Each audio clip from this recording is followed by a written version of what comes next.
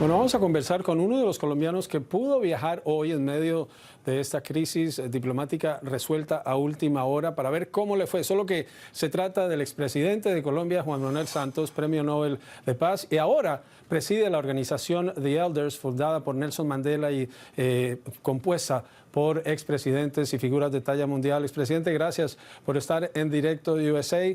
Mucho para qué hablar. Usted vino a Washington con un objetivo del que vamos a hablar. Pero primero, ¿cómo le fue en su viaje desde Bogotá hasta Washington? ¿Encontró algo diferente a lo que encuentra normalmente, dadas las amenazas que habían salido desde Washington? No, la verdad que tuve un viaje normal, no tuve ningún inconveniente y le agradezco mucho la oportunidad que me está dando para entrevistarme. ¿Cómo siguió esa crisis que comenzó muy temprano con los mensajes del presidente Petro rechazando el ingreso de los aviones y luego el intercambio con Donald Trump y el intercambio de amenazas? Pues aparentemente y afortunadamente se resolvió.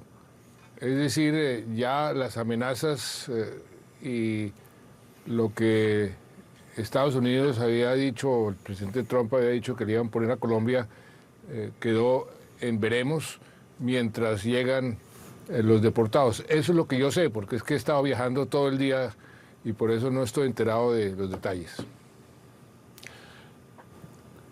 Como tema de política exterior y de manejo de diplomacia, estamos entrando en un nuevo terreno ante la forma en que Donald Trump conduce y está llevando a cabo su segundo gobierno y ante la forma que responde, en este caso, el presidente Petro? Pues mire, este es un ejemplo de lo que está sucediendo en el mundo entero y un mal ejemplo. La diplomacia y gobernar por tweets, la falta de diálogo, la falta de respeto por los protocolos, por los procedimientos, por la diplomacia.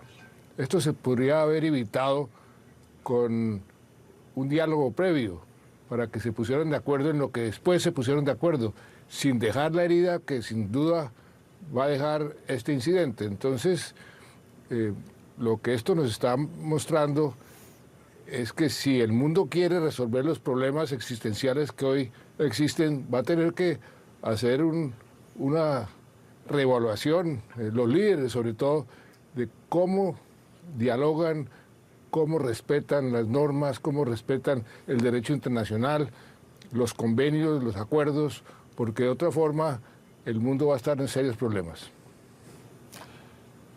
Uno ve cuando salen las medidas que anunció Trump, ni siquiera en un comunicado oficial, la Casa Blanca cambió el nombre de Colombia por el de Colombia, a través de un mensaje en su red social, una serie de medidas que parecían ya una declaratoria de guerra. Aquí se agotaron todas las instancias y el mismo Estados Unidos habría quedado sin mucho espacio para negociar porque qué sanciones adicionales se podrían imponer. Veíamos, por ejemplo, el senador de origen colombiano Bernie Moreno proponiendo nuevas sanciones cuando estaba esto en una situación muy álgida.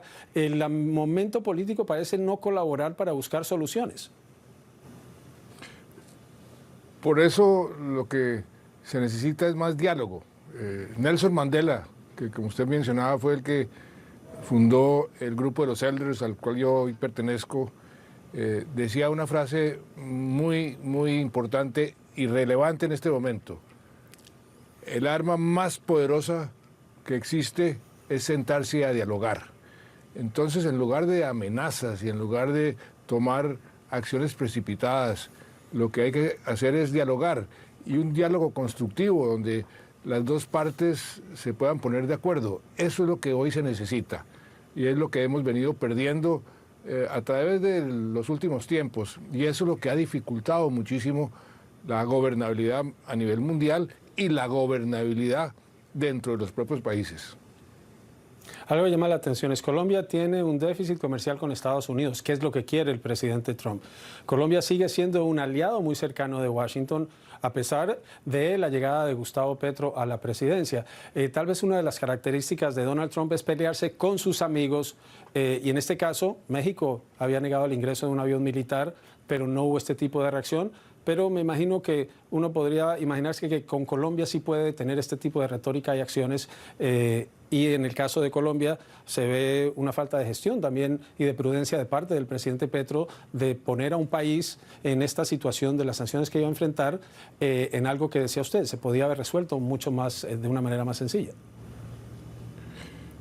Sin duda, Colombia ha sido un socio estratégico durante muchísimos años de Estados Unidos. Hemos tenido unas muy buenas relaciones bipartidistas, tanto con el Partido Republicano como el Partido Demócrata, desde la época del presidente Reagan. Inclusive a mí como ministro de entonces me tocó lidiar con Bush padre, con Bush hijo, con Clinton y con, por supuesto, con Obama y con el propio Trump en las mejores condiciones. Entonces uno no entiende que de la noche a la mañana de pronto se presenten este tipo de situaciones, y lo grave es que se presentaron por falta de respetar las normas, de tener un mínimo de sentido común.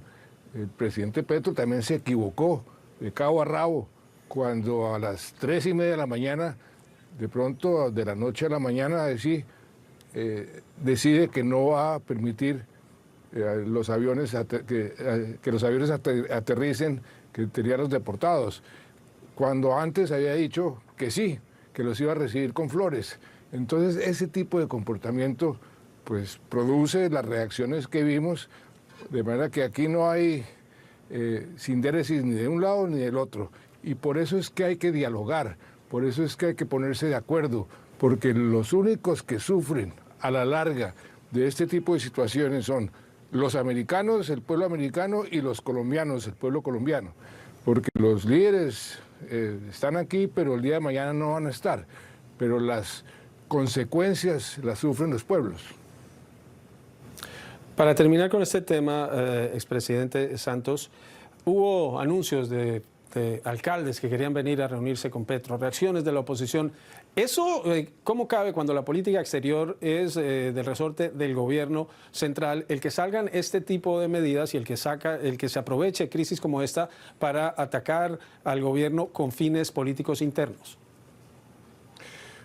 Pues infortunadamente, tanto en Estados Unidos como en Colombia hay una tremenda polarización, y esa polarización produce ese tipo de acciones, que los alcaldes quieran tomarse la vocería cuando es el gobierno central el que debe tener la representación del país en el exterior.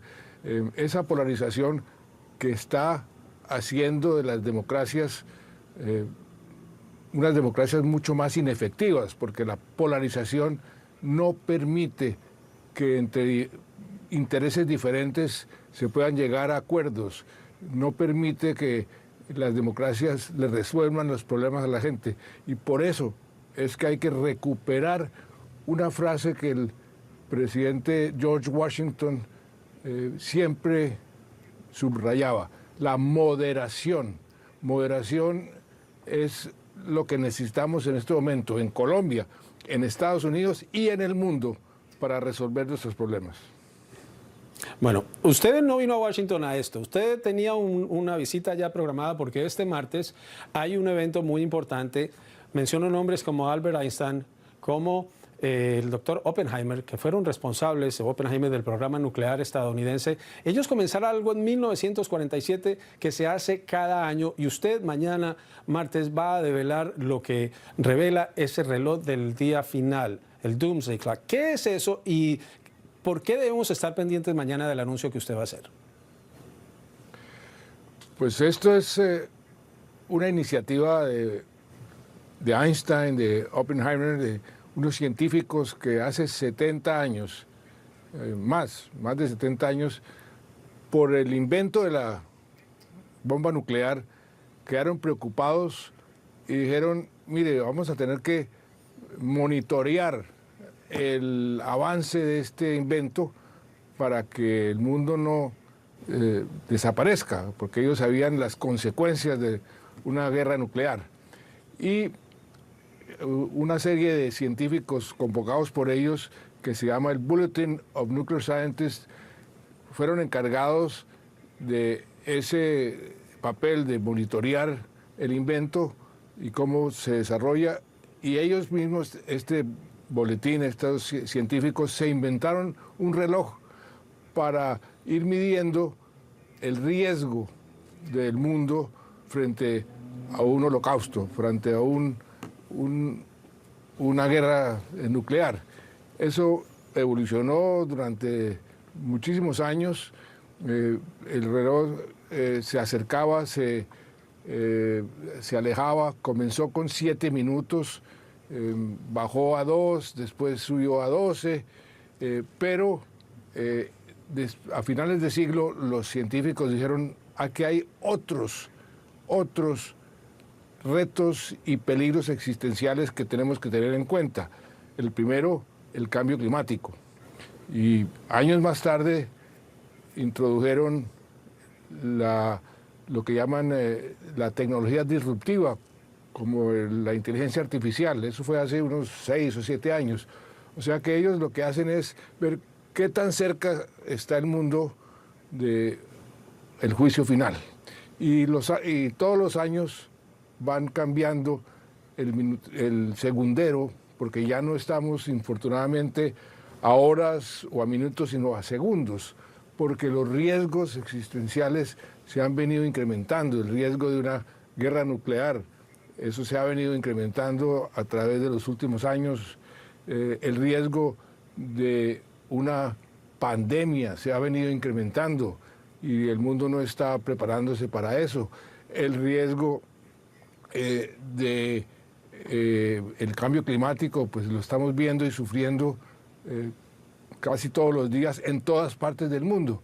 Entonces yo creo que mañana los científicos van a determinar si mueven o no el segundero. La última vez que lo movieron a 90 segundos hace 2 años, 90 segundos para el holocausto, para el apocalipsis, para el juicio final, y vamos a ver si lo van a mover mañana o no. Y lo que me corresponde a mí como presidente de los Elders es con el presidente y los científicos del Boletín de Científicos Nucleares develar la nueva hora. Y eso lo que quiere promover es que el mundo sea consciente de que tenemos una serie de problemas y de riesgos existenciales y que tenemos que tomar acciones. Los líderes tienen que ponerse a mirar en largo plazo, no simplemente estar pendientes de sus intereses de corto plazo, porque con ese criterio todos vamos a sufrir. Le propongo, presidente, que vamos a seguir hablando de este tema para presentar ese segmento mañana cuando ya se conozca esa cifra. Vamos a continuar, pero no podemos revelar esos datos aún. Pero muchas gracias, Juan Manuel Santos, expresidente de Colombia, Premio Nobel de Paz, y ahora presidente de los Elders, por acompañarnos en esta edición de Directo USA. A ustedes, muchas gracias. Nos vamos a la pausa.